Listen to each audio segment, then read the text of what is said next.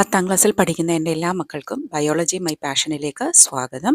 നമ്മളിപ്പോൾ life process എന്ന ചാപ്റ്ററിലെ കുറേ ക്വസ്റ്റ്യൻസ് ആണ് ചെയ്തുകൊണ്ടിരിക്കുന്നത്.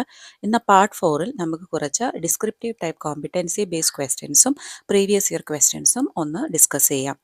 നിങ്ങളുടെ അറിവിലേക്കായി എൻ്റെ ചാനലിൽ എല്ലാ ചാപ്റ്റേഴ്സും എല്ലാ ടോപ്പിക്സും ഇംഗ്ലീഷിലും മലയാളത്തിലും ഞാൻ പ്രത്യേകം വീഡിയോസ് ചെയ്തിട്ടുണ്ട്. അത് പ്രത്യേകം പ്ലേലിസ്റ്റുകളായിട്ടും അത് പബ്ലിഷ് ചെയ്തിട്ടുണ്ട്. നിങ്ങൾക്ക് ചാനൽ വിസിറ്റ് ചെയ്തിട്ട് പ്ലേലിസ്റ്റ് സെലക്ട് ചെയ്തിട്ട് നിങ്ങൾക്ക് വേണ്ട ചാപ്റ്റർ പഠിക്കാവുന്നതാണ്. അതുകൂടാതെ എക്സ്ട്രാ ക്വസ്റ്റ്യൻസിൻ്റെ ലിങ്ക് ഞാൻ ഡിസ്ക്രിപ്ഷൻ ബോക്സിൽ തരാം. അതിൽ നിങ്ങൾക്ക് മൾട്ടിപ്പിൾ ചോയ്സ് ക്വസ്റ്റ്യൻസും ഫിസിക്സിലെ ന്യൂമറിക്കൽസ് എല്ലാം ലഭ്യമാണ്. പിന്നെ 50 ഷോർട്സ് ആയിട്ട് 50 important questions of life processes ഞാൻ ചെയ്തിട്ടുണ്ട്. അതും നിങ്ങൾക്ക് ചാനലിൽ നിന്ന് കിട്ടുന്നതാണ്. പിന്നെ ബയോളജി ലെസൺസ് മാത്രമല്ല, ഫിസിക്സ്, കെമിസ്ട്രി, ബയോളജി ക്ലാസ് 10ലെ എല്ലാ ലെസൺസും എൻ്റെ ചാനലിൽ അവൈലബിൾ ആണ്. അപ്പോൾ നമുക്ക് ഇനി ആദ്യത്തെ ചോദ്യത്തിലേക്ക് കടക്കാം. The length of the small intestine differs in various animals depending on the food they eat. Identify which of the two belongs to a carnivore and herbivore respectively. Justify your answer with a reason. ഇവിടെ എയും ബിയും തന്നിട്ടുണ്ട്. നമുക്ക് കാണാം ബിയിലെ small ഇൻറ്റസ്റ്റൈൻ്റെ നീളം കൂടുതലാണ് എയേക്കാളും. അപ്പോൾ എ ഒരു കാർണിവോറാണ്, ബി ഒരു ഹെർബിവോർ ആണെന്ന് മനസ്സിലാക്കാം. കാരണം ഓരോ ആനിമലിൻ്റെയും ഇൻറ്റസ്റ്റൈൻ്റെ നീളം എന്നത് അതിൻ്റെ ഫുഡ് ഹാബിറ്റിനെ ഡിപ്പെൻഡ് ചെയ്തിരിക്കും. ഹെർബിവോഴ്സ് കഴിക്കുന്ന പ്ലാന്റിൽ കൂടുതൽ സെല്ലുലോസ് മെറ്റീരിയൽ അടങ്ങിയിട്ടുണ്ട്. സെല്ലുലോസ് ഡൈജസ്റ്റ് ചെയ്യാൻ പ്രയാസമായതുകൊണ്ട് തന്നെ ഹെർബിവോഴ്സിന് വളരെ ലോങ് ആയിട്ടുള്ള ഒരു സ്മോൾ ഇൻറ്റസ്റ്റൈൻ വേണം. അതേസമയം കാർണിവോഴ്സ് കഴിക്കുന്ന മീറ്റ് ഡൈജസ്റ്റ് ചെയ്യാൻ ഈസി ആയതുകൊണ്ട് തന്നെ ടൈഗറിനെ പോലുള്ള കാർണിവോഴ്സിന് ഷോർട്ട് ആയിട്ടുള്ള സ്മോൾ ഇൻറ്റസ്റ്റൈൻ ആണ് ഉള്ളത്. അടുത്ത ചോദ്യം ഇതാണ്. Name the component of blood which transport carbon dioxide, food and nitrogenous waste. പ്ലാസ്മയാണ് ഇവയെല്ലാം ക്യാരി ചെയ്യുന്നത്. ഓക്സിജനെ ക്യാരി ചെയ്യുന്നത് അരുണ രക്താണുക്കൾ അഥവാ RBC ആണ്. കാരണം അവയ്ക്ക് ഹീമോഗ്ലോബിൻ എന്നൊരു പിഗ്മെൻ്റ് ഉണ്ട്. Urine formation takes place in kidneys.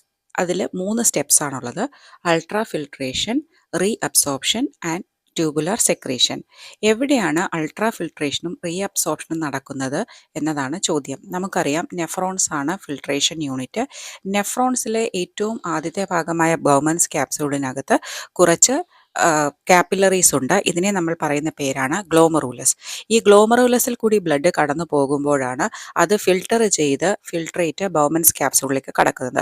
ഈ ഫിൽട്രേഷനെ പറയുന്നത് അൾട്രാ ഫിൽട്രേഷൻ എന്നാണ്. അപ്പോൾ അൾട്രാ ഫിൽട്രേഷൻ നടക്കുന്നത് ഗ്ലോമറൂലസിലാണ്. ഇനി അത് ട്യൂബുലാർ പാർട്ടിലൂടെ കടന്നു പോകുമ്പോഴേക്കും അതിൽ നിന്ന് നമുക്ക് ആവശ്യമുള്ള സാധനങ്ങളെല്ലാം അബ്സോർബ് ചെയ്യും. അത് വളരെ ഇമ്പോർട്ടൻ്റ് ആയിട്ടുള്ളൊരു ചോദ്യമാണ്. ഏതൊക്കെയാണ് റീഅബ്സോർബ് ചെയ്യപ്പെടുന്ന വസ്തുക്കൾ? Salt, glucose, amino acids and water. അപ്പോൾ ഇത് എന്തുകൊണ്ടാണ് ഈ ട്യൂബുലാർ പാർട്ടിൽ അബ്സോർബ് ആവുന്നത്? കാരണം അത് വളരെ ലോങ് സ്ട്രക്ചർ ആയതുകൊണ്ട് തന്നെ അതിൽ കൂടി കടന്നു പോകുമ്പോൾ റീഅബ്സോർപ്ഷൻ നടക്കുന്നു. ഇനി ഉള്ള ക്വസ്റ്റ്യൻ എന്ന് പറയുന്നത് ഗീവ് റീസൺ ആണ്. Separation of right side and left side of heart in birds and മാമൽസും പിന്നെ gaseous exchange takes place continuous non stop in the lungs even during exhalation. അപ്പോൾ ബേർഡ്സ്, മാമൽസ് എന്നീ ആനിമൽസ് വാം ബ്ലഡഡ് ആണ്. അതുകൊണ്ട് അവരുടെ body temperature constant ആണ്. അപ്പോൾ constant ആക്കി വെക്കാൻ വേണ്ടിയിട്ട് അവർക്ക് ധാരാളം എനർജി ചിലവാക്കേണ്ടതുണ്ട്. അതുകൊണ്ടാണ് അവർക്ക് എഫിഷ്യൻറ്റ് സപ്ലൈ ഓഫ് ഓക്സിജൻ വേണം. അതിലേക്ക് വേണ്ടിയിട്ട് ഒരു സെപ്പറേറ്റഡ് ആയിട്ടുള്ള ഹാർട്ട് അത്യാവശ്യമാണ്. അതേസമയം നമ്മൾ ശ്വാസം ശക്തമായി പുറത്ത് കളഞ്ഞാലും നമ്മുടെ ലങ്സിൽ ഏതാണ്ട് 1 ലിറ്ററോളം എയർ തങ്ങി നിൽക്കും. അതിനെ നമ്മൾ പറയുന്ന പേരാണ് റെസിഡുവൽ വോള്യൂം ഓഫ് എയർ. ഇതവിടെ നിൽക്കുന്നത് കൊണ്ട് തന്നെ ഗേഷ്യസ് എക്സ്ചേഞ്ചിന് കൂടുതൽ സമയം ലഭിക്കും. അടുത്ത ചോദ്യം ഇതാണ്. Why is excretion necessary in human body? How is the amount of urine produce regulated? Excretion എന്തുകൊണ്ടാണ് ഇമ്പോർട്ടൻ്റ് എന്ന് വെച്ചാൽ നമ്മുടെ ശരീരത്തിൽ ധാരാളം അപചയ പ്രവർത്തനങ്ങൾ അഥവാ മെറ്റാബോളിക് പ്രോസസ്സസ് നടക്കുന്നുണ്ട്. അതിൻ്റെ ഫലമായിട്ട് നൈട്രോജീനസ് വേസ്റ്റ് ഉണ്ടാകുന്നുണ്ട്. ഈ നൈട്രോജീനസ് വേസ്റ്റ് നമ്മുടെ ശരീരത്തിൽ അടിഞ്ഞിരുന്നാൽ അത് ടോക്സിക് ആണ്. അതുകൊണ്ട് അതിനെ റിമൂവ് ചെയ്താൽ മാത്രമേ ബോഡി ഹെൽത്തി ആയിട്ട് ഫങ്ഷൻ ചെയ്യുകയുള്ളൂ. ഈ റെഗുലേഷൻ ഡിപ്പെൻഡ്സ് അപ്പോൺ രണ്ട് ഫാക്ടേഴ്സാണ്. ഒന്ന്, എത്രത്തോളം എക്സസ് വാട്ടർ നമ്മുടെ ബോഡിയിലുണ്ടോ അത്രത്തോളം യൂറിനും പ്രൊഡ്യൂസ് ചെയ്തിരിക്കും. അതുപോലെ തന്നെ എത്രത്തോളം വേസ്റ്റ് നമുക്ക് എക്സ്ക്രീറ്റ് ചെയ്യണോ അത്രത്തോളം യൂറിനും പ്രൊഡ്യൂസ് ചെയ്യണം. കാരണം കൂടുതൽ വേസ്റ്റ് എക്സ്ക്രീറ്റ് ചെയ്യണമെങ്കിൽ കൂടുതൽ വാട്ടർ എക്സ്ക്രീറ്റ് ചെയ്താൽ യൂറിൻ എക്സ്ക്രീറ്റ് ചെയ്താലേ പറ്റുള്ളൂ. ഇനി why the human heart does have different chambers? Why do ventricles have thicker walls than atria? ഇതും ശരിക്കും റീസണിങ് ക്വസ്റ്റ്യൻ തന്നെയാണ്. കാർബൺ ഡൈ ഓക്സൈഡും ഓക്സിജനും നമ്മുടെ ബോഡിയിൽ ട്രാൻസ്പോർട്ട് ചെയ്യണ സെപ്പറേറ്റ് ആയിട്ടാണ്. അപ്പോൾ ഹാർട്ടിന് ഡിഫറെൻറ്റ് ചേമ്പേഴ്സ് ഉണ്ടെങ്കിൽ മാത്രമേ ഇവ തമ്മിൽ മിക്സ് ആവാതെ പമ്പ് ചെയ്യാൻ കഴിയുകയുള്ളൂ. അതുപോലെ തന്നെ വെൻട്രിക്കിൾസ് എന്ന് പറഞ്ഞാൽ അതിന് പമ്പ് ചെയ്യുന്ന ജോലിയാണ്. അതുകൊണ്ട് എപ്പോഴും വെൻട്രിക്കിൾസിന് കുറച്ച് തിക്കർ വോൾസ് ആണ് ഉള്ളത്. അതേസമയം ഓറിക്കിൾസ് ജസ്റ്റ് റിസീവ് ചെയ്യുകയേ ചെയ്യുന്നുള്ളൂ. അപ്പോൾ അവിടെ പ്രഷർ കുറവാണ്. പാൻക്രിയാസിനെ നമ്മൾക്ക് ഡ്യുവൽ ഫങ്ഷൻ ഗ്ലാൻഡ് എന്ന് വിളിക്കാം. പിന്നെ അതിൻ്റെ ഹോർമോൺസ് ഏതൊക്കെയെന്നാണ് ചോദ്യം. ഈ ചോദ്യം നമ്മൾ മുൻപത്തെ സീരീസിൽ പറഞ്ഞതാണ്.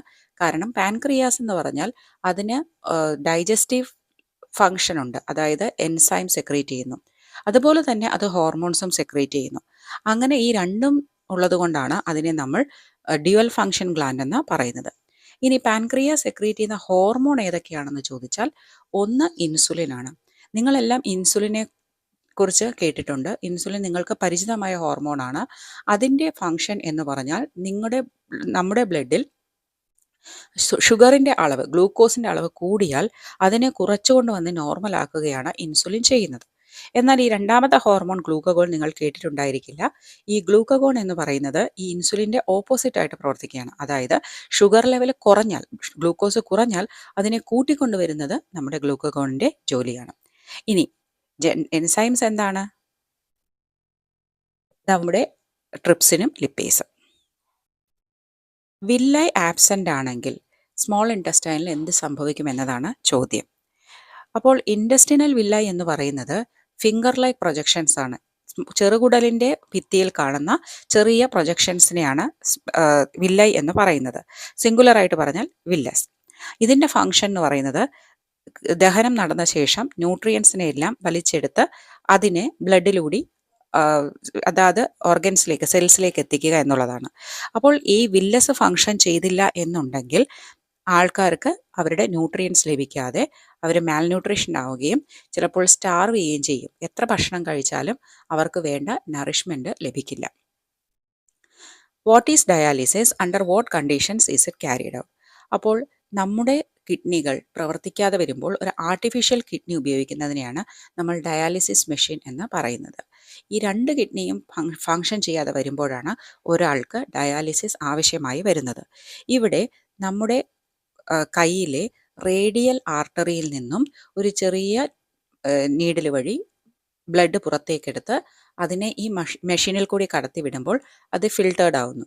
തിരിച്ച് അതേ കയ്യിലെ തന്നെ ഒരു വെയിനിലേക്ക് ഈ പ്യൂരിഫൈഡ് ബ്ലഡിനെ തിരിച്ച് നൽകുന്നു. ഈ ഒരു പ്രോസസ്സാണ് ഡയാലിസിസ് കൊണ്ട് ഉദ്ദേശിക്കുന്നത്. Blood circulation in fishes is different from the blood circulation in human beings. Justify. നമുക്കറിയാം ഏറ്റവും വലിയ വ്യത്യാസം എന്ന് പറയുന്നത് ഫിഷസിൽ സിംഗിൾ സർക്കുലേഷനും മാമൽസ്, ബേർഡ്സിലൊക്കെ ഡബിൾ സർക്കുലേഷനുമാണ്. കാരണം ഫിഷസിന് 2 ചേമ്പറായിട്ടുള്ള ഒരു ഹാർട്ടാണുള്ളത്. ഹാർട്ടിൽ നിന്ന് ഡീഓക്സിനേറ്റഡ് ബ്ലഡിനെ ഗിൽസിലേക്ക് പമ്പ് ചെയ്യുന്നു. അവർക്ക് ശ്വസന പ്രക്രിയയ്ക്കുള്ള ഒരു ഓർഗൻ എന്ന് പറയുന്നത് ഗിൽസ് ആണ്. അപ്പോൾ ഗിൽസിൽ വെച്ചിട്ട് കാർബൺ ഡൈ ഓക്സൈഡ് വെള്ളത്തിലേക്ക് പോവുകയും വെള്ളത്തിലെ ഓക്സിജൻ ബ്ലഡിലേക്ക് വരികയും ചെയ്യുന്നു. എന്നിട്ട് ഈ ഓക്സിജനേറ്റഡ് ബ്ലഡ് നേരിട്ട് ശരീരഭാഗങ്ങളിലേക്ക് എത്തുകയാണ് ചെയ്യുന്നത്. അപ്പോൾ ഇവിടെ ഡീഓക്സിനേറ്റഡ് ബ്ലഡ് അല്ലെങ്കിൽ ബ്ലഡ് എന്ന് പറയുന്നത് ഒരു പ്രാവശ്യം മാത്രമേ ഹാർട്ടിൽ കൂടി പോകുന്നുള്ളൂ. അപ്പോൾ ഇതിനെ നമ്മൾ സിംഗിൾ സർക്കുലേഷൻ എന്ന് പറയുന്നു. അതേസമയം മനുഷ്യൻ്റെ കാര്യത്തിലാണെങ്കിൽ നമ്മുടെ ശരീരത്തിൻ്റെ വിവിധ ഭാഗങ്ങളിൽ നിന്ന് എത്തുന്ന ഡീഓക്സിനേറ്റഡ് ബ്ലഡ് ആദ്യം ലങ്സിൽ പോയി ഓക്സിജനേറ്റ് ആയിട്ട് അത് തിരിച്ച് ഹാർട്ടിൽ വരുന്നു. പിന്നെ ഹാർട്ടിൽ നിന്ന് പമ്പ് ചെയ്താണ് ഡിഫറെൻ്റ് ഓർഗൻസിലേക്ക് പോകുന്നത്. തിരിച്ചത് വീണ്ടും ഹാർട്ടിലെത്തുന്നു. അപ്പോൾ 2 പ്രാവശ്യം ഹാർട്ടിലേക്ക് ഈ ബ്ലഡ് എത്തുന്നത് കൊണ്ട് നമ്മളതിനെ ഡബിൾ സർക്കുലേഷൻ എന്ന് പറയുന്നു. അപ്പോൾ ഹാർട്ടിൽ നിന്ന് ലങ്സിലേക്ക് പോകുന്ന ആ ചംക്രമണത്തെ പറയുന്ന പേരാണ് പൾമനറി സർക്കുലേഷൻ. അതേസമയം ഹാർട്ടിൽ നിന്ന് ഓർഗൻസിലേക്ക് പോകുന്നതാണ് സിസ്റ്റമിക്. അപ്പോൾ ഈ പൾമനറിയും സിസ്റ്റമിക്കും ചേർന്നാണ് ഡബിൾ സർക്കുലേഷൻ. ഈ പേര് നിങ്ങൾക്ക് ഓർത്തിരിക്കാൻ പറ്റിയില്ലെങ്കിലും കുഴപ്പമില്ല, പക്ഷേ നിങ്ങൾ ഈ 2 സർക്കുലേഷൻ എഴുതണം. ഇനി respiratory organs are well adapted to carry out efficient exchange of gases. Mention any two characteristics of alveola in human that ensures efficient exchange of gases. ഇത് വളരെ ഇമ്പോർട്ടൻ്റ് ആയിട്ടുള്ള ക്വസ്റ്റ്യൻ ആണ്. ആൽവിയോളായി മാത്രമല്ല ഏതൊരു റെസ്പിറേറ്ററി സർഫസിൻ്റെ ക്യാരക്ടറിസ്റ്റിക് ചോദിച്ചാലും നിങ്ങൾ ഈ 4 പോയിന്റ്സ് ആണ് എഴുതേണ്ടത്. ഒന്ന്, ഇൻക്രീസ്ഡ് സർഫസ് ഏരിയ, കാരണം നമുക്ക് മില്യൺസ് ഓഫ് ആൽവിയോളെ ഉള്ളത് കൊണ്ട് തന്നെ വളരെ വലിയൊരു സർഫസ് ഏരിയ ആണ് ഉള്ളത്. പിന്നെ മോയിസ്റ്റ് ആണ്. മോയിസ്റ്റ് സർഫസ് ആവുമ്പോഴേ ഡിഫ്യൂഷൻ നടക്കുകയുള്ളൂ. പിന്നെ മെംബ്രെയിൻ വളരെ തിൻ ആൻഡ് ഡെലിക്കേറ്റ് ആണ്, അപ്പോൾ ഡിഫ്യൂഷൻ ഈസി ആയിട്ട് നടക്കും. പിന്നെ rich supply of blood vessel, കാരണം ബ്ലഡിലേക്കാണ് ഈ ഓക്സിജൻ പോകുന്നതും ബ്ലഡിലെ കാർബൺ ഡൈ ഓക്സൈഡ് ആണ് പുറന്തള്ളുന്നതും. How do platelets help in minimizing blood loss during injury? What would happen if the bleeding not minimized or stopped? നമ്മുടെ ബ്ലഡിലുള്ള ഒരു component ആണ് പ്ലേറ്റ്ലെറ്റ്. ഇതിൻ്റെ function എന്ന് പറയുന്നത് ബ്ലഡ് ക്ലോട്ടിങ്ങിന് സഹായിക്കുക എന്നുള്ളതാണ്. അപ്പോൾ ഒരു ബ്ലീഡിംഗ് വുണ്ട് ഉണ്ടായാൽ ആ ഭാഗത്തേക്ക് പ്ലേറ്റ്ലെറ്റ്സ് വരികയും മറ്റ് ക്ലോട്ടിംഗ് ഫാക്ടേഴ്സിൻ്റെ സഹായത്തോടു കൂടി അവിടെ ഒരു ക്ലോട്ട് ഉണ്ടാക്കുകയും ചെയ്യുന്നു. അതുകൊണ്ട് തന്നെ അവിടെ നിന്ന് ബ്ലഡ് പുറത്തേക്ക് പോകുന്നില്ല, ബ്ലീഡിംഗ് തടയുന്നു. ഇനി ബ്ലീഡിംഗ് തടയാതിരുന്നാൽ, ക്ലോട്ട് ഉണ്ടാകാതിരുന്നാലുള്ള പ്രശ്നം എക്സസീവ് ബ്ലീഡിംഗ് മരണത്തിലേക്ക് വേണമെങ്കിലും നയിക്കും. Why does absorption of digested food occur mainly in small intestine? നമ്മുടെ ദഹനം പൂർത്തിയാകുന്നത് സ്മോൾ ഇൻറ്റസ്റ്റൈനിലെ ദഹന രസങ്ങൾ അല്ലെങ്കിൽ എൻസൈംസ് കൊണ്ടാണ്. അപ്പോൾ അത് കഴിഞ്ഞിട്ട് അവിടെ തന്നെയാണ് അബ്സോർപ്ഷൻ നടക്കുന്നത്. ഇതിന് കാരണം നമ്മൾ നേരത്തെ സൂചിപ്പിച്ചതുപോലെ സ്മോൾ ഇൻറ്റസ്റ്റൈൻ്റെ വോൾസിൽ ഫിംഗർ ലൈക്ക് പ്രൊജക്ഷൻസ് ഉണ്ട്. അതിനെ നമ്മൾ വില്ല എന്ന് പറയുന്നു. അത് സർഫസ് ഏരിയ കൂട്ടുന്നു.